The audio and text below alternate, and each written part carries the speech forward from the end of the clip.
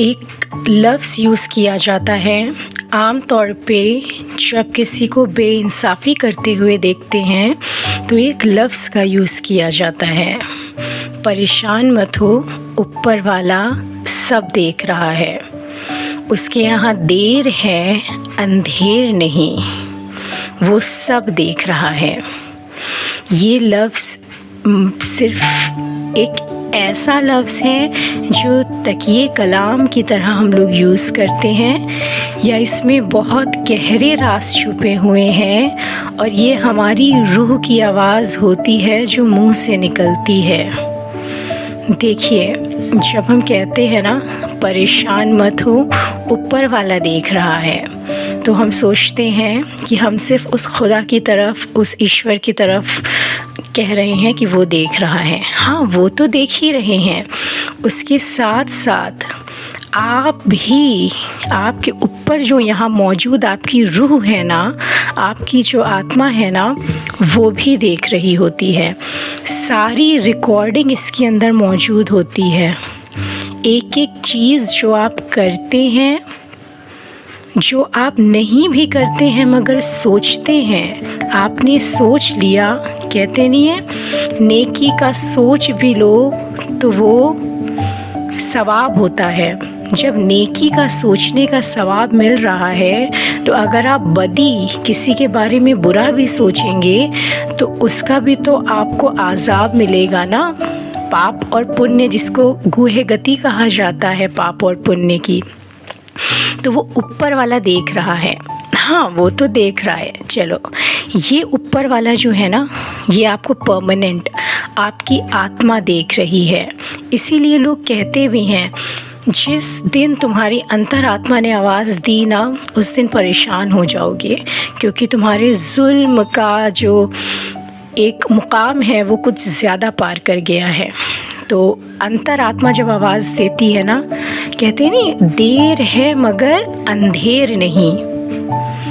अगर देर से भी जब ये आपकी जागेगी ना, तब एहसास होगा कि हम क्या क्या बाईपास करके आए हैं। अंधेर नहीं होती है जब यहाँ की रोशनी जागती है, और हर एक, चाहे कोई कितनी भी गुमराही में हो, कोई कितना भी गुनहगार हो, हालांकि हमें हक नहीं किसी को पापी और गुनहगार कहने का, क्योंकि ये तो खुद वो सुप्रीम कहते हैं ना, खुद अल्लाह ने कहा है कि गुनहगार नहीं। उन्होंने क्या लफ्ज़ यूज़ किया है उनके लिए? वो जिन्होंने अपनी जानों पे जुल्म किया, उन्होंने भी गुनहगार नहीं कहा उसे। उन्होंने क्या कहा कि जिन्होंने अपनी जानों पे जुल्म किया। तो जब वो गुनहगार का टैग किसी को नहीं दे रहे हैं, पापी का टैग किसी को नहीं दे रहे हैं, हम कौन होते हैं देने वाले? मगर ये जो ऊपर वाला जो है ना, ये यहाँ सब रिकॉर्डिंग हो रही है। तभी तो जब सोचिए, नए नए बच्चे आते हैं पैदा होकर के, घर में आपकी कोई नई रूह आई है बच्चे के रूप में, मगर उसकी हरकतें नई नहीं हैं, उसके अंदर ऐसा बहुत कुछ है जैसे लग रहा है कि या तो ये बहुत एक्सपीरियंस्ड है, तो हम लोग सोच लेते हैं ये बहुत ज़हीन है।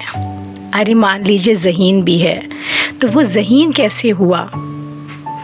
दूसरा बच्चा उसके मुकाबले वैसा ज़हीन नहीं है या वैसा नहीं है, ऐसा कैसे? बेइंसाफ़ी तो वो नहीं करते हैं ना, वो रिकॉर्डिंग्स पहले से लेकर के आ रहा है। तो वो रिकॉर्डिंग्स, जो अमाल नामा की रिकॉर्डिंग जो यहाँ मौजूद है ना, चाहे वो अच्छी हो चाहे वो बुरी हो, जिस दिन बुरी रिकॉर्डिंग की आवाज़ अंदर से आती है ना, तो इंसान डिप्रेशन में जाता है फिर।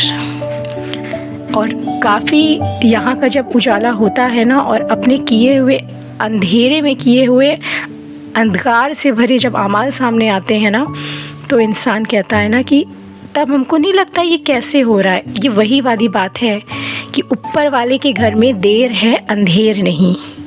यहाँ से जो किया था ना, वो लौट के आया है, वो हिट किया है। तो आप क्या रिकॉर्डिंग भर रहे हैं अपनी रूह के अंदर? Be very careful. वो जब खुलती है ना, तो बहुत समझ में नहीं आता है कैसे क्या हो रहा है, मगर वो वही हो रहा है जो हम बाईपास करके आए हैं। और सज़ा उस वक्त मिलती है जिस वक्त हमें अपने गुनाह का एहसास भी नहीं होता है। वो सज़ा बेशक बहुत तकलीफ़ देती है जब आपको अपने गुनाह के बारे में पता भी ना हो। तो बचिए ऐसे गुनाह करने से और अच्छी रिकॉर्डिंग भरिए, अच्छे आमाल नामा अपने लिए आगे भेजिए।